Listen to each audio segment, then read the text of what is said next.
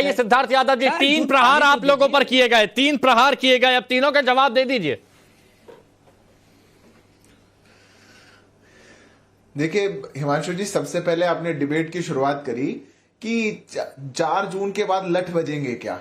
लठ तो आपकी डिबेट में ही बज गई। वरुण जी ने यहां तक कह दिया कि ये जो समाजवादी और ये छोटे छोटे टीएमसी और ये जो छोटे छोटे क्षेत्रीय दल है ना, अलोकतांत्रिक है। लोकतंत्र तो कांग्रेस पार्टी में है, इनमें तो लोकतंत्र ही नहीं है।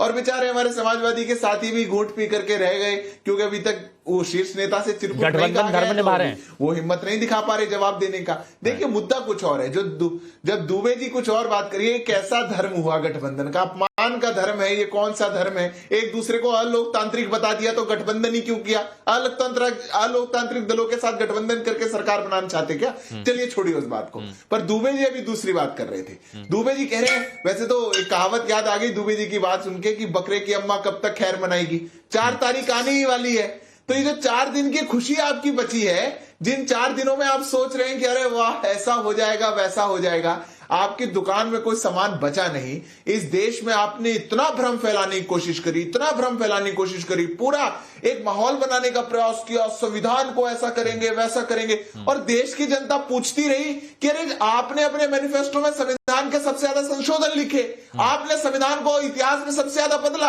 आपने आर्टिकल 356 लगा करके सबसे ज्यादा राज्य की सरकारों को गिराया, और यहां पे 10 साल का ट्रैक रिकॉर्ड है कि संविधान सबसे ज्यादा मजबूत हुआ। जब ऐसी बातें देश की जनता के सामने हुई हिमांशु जी, तो एक चॉइस बिल्कुल साफ होती है। देश की जनता बहुत समझदार है, और मैं आपको बता देता हूं, 3 से तो हमारा नाता बहुत है। हमने आर्टिकल 370 हटाया, हमने ट्रिपल तलाक हटाया, हम 3 नए कानून लेकर के आए, हम चंद्रयान 3 को हमने चांद पे पहुंचाया, और तीसरी बार पुनः प्रचंड बहुमत की भारतीय जनता पार्टी। ठीक है, अच्छा ठीक है, दुबे जी तुरंत जवाब दे दीजिए, फिर आ रहा हूं तारिक भाई, आ रहा हूं। दुबे जी जवाब दीजिए तुरंत। भिंडी बन जाएगी, अगर इनकी पिंडी बन जाएगी, ना मत, हाँ क्या अगर हमारे दुकान में सामान नहीं बचा है तो थोड़ा इंतजार करिए, थोड़ा धीरज करिए ना।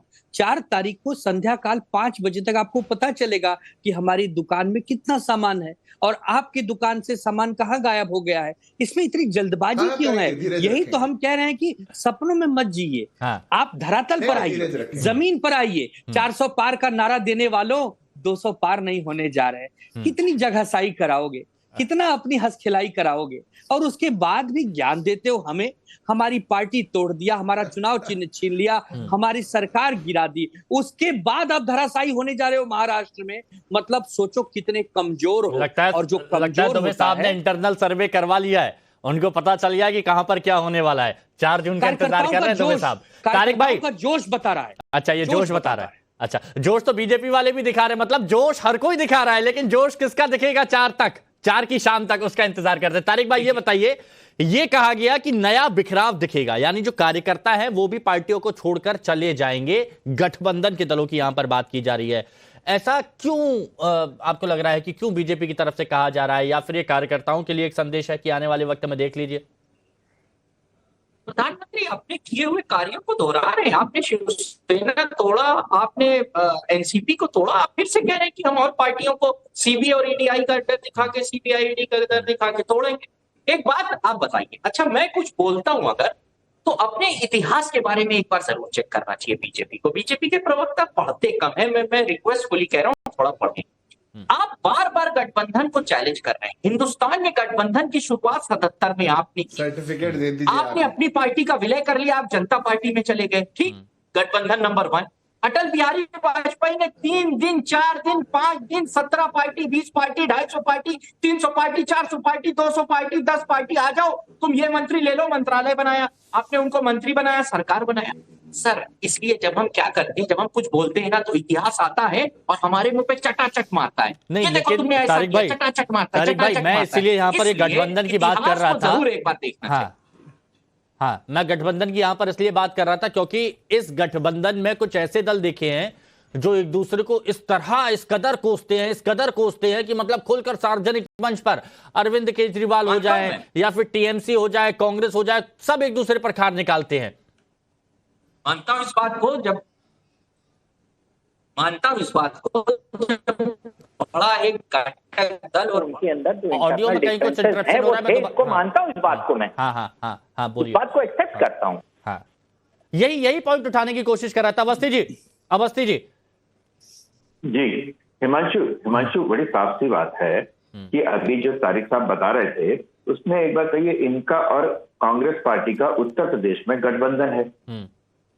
इनके अखिल भारतीय अध्यक्ष ने अभी 6 महीने पहले मध्य प्रदेश चुनाव के समय क्या था, ये कांग्रेस बड़ी झूठी पार्टी है, धोखेबाज पार्टी है, इन्होंने हमें धोखा दे दिया, आपको तो कहां छोड़ेंगे, जनता को संबोधित करके कह रहे थे। अजय राय के बारे में जिसको कह रहे हैं कि अब वाराणसी भी जीतेंगे, कहते हैं इन चिरकुट नेताओं के बारे में तो बात नहीं करते हम। कांग्रेस पार्टी के कमलनाथ कहते कौन अखिलेश आज जिनको कन्याकुमारी आज मालूम चला है, उनका कमलनाथ कहते कौन अखिलेश, मैं नहीं जानता किसी अखिलेश को।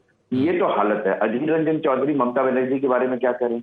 ममता बनर्जी जो है वो अधीर रंजन चौधरी के बारे में क्या, कांग्रेस के बारे में क्या करें कि मेरा कोई इंडी गठबंधन से बाहर से देना होगा समर्थन दूंगी, मेरा कोई न देना नहीं इंडी का। ये बात बिल्कुल स्पष्ट है, इसमें कोई। वरुण जी अब मेरे को इसका जवाब दे दीजिए, क्या ये सारे बयान, क्योंकि देखिए कार्यकर्ता बहुत समझदार हैं, आम जनता जो इस वक्त देखती है वो बहुत समझदार है, क्या इसका असर कार्यकर्ताओं पर नहीं पड़ेगा? हिमांशु एक छोटी सी बात और कह दूं, मैं बस एक बात पूछना चाहता हूं आनंद दुबे से कि बस एक बात बता दें कि वो कौन सी बात है आदरणीय परम श्रद्धेय बाला साहब ठाकरे की, वो कौन सी बात है जिस बात पर आज भी उद्धव ठाकरे की शिवसेना टिकी हुई है? बहुत शॉर्ट, जल्दी, बहुत शॉर्ट आनंद जी। हाँ, गर्व से कहो हम हिंदू हैं, पहला। सावरकर के बारे में। दूसरा, बाबरी मस्जिद कहने वालों के साथ खड़े होकर ढाया कहते हैं गर्व से कहो हम हिंदू हैं। गर्व है बहुत कब।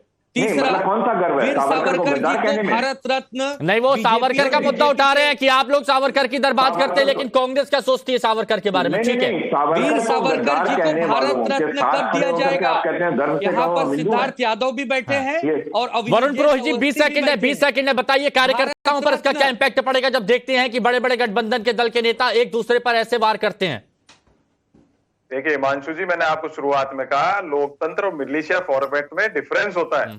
आज की बीजेपी चाहती है मिलिशिया, इनकी सोच ही मिलिशिया है। ऐसे क्यों बोला उसने, ऐसे क्यों? भाई 10 जने होंगे, 10 तरह की बात करेंगे, 10 तरह की सोच, ये तो लोकतंत्र और डेमोक्रेसी क्या होती है? सरकार बनने के बाद जब 10 तरह के लोग 10 तरह के फैसले लेंगे तो उसके बाद जनता पर क्या इंपैक्ट पड़ेगा, ये भी शायद जनता देख रही होगी। अच्छा, आज वक्त की कमी, आप विराम लगाना होगा। बहुत बहुत शुक्रिया आप सभी का हमारे साथ जुड़ने के लिए। चर्चा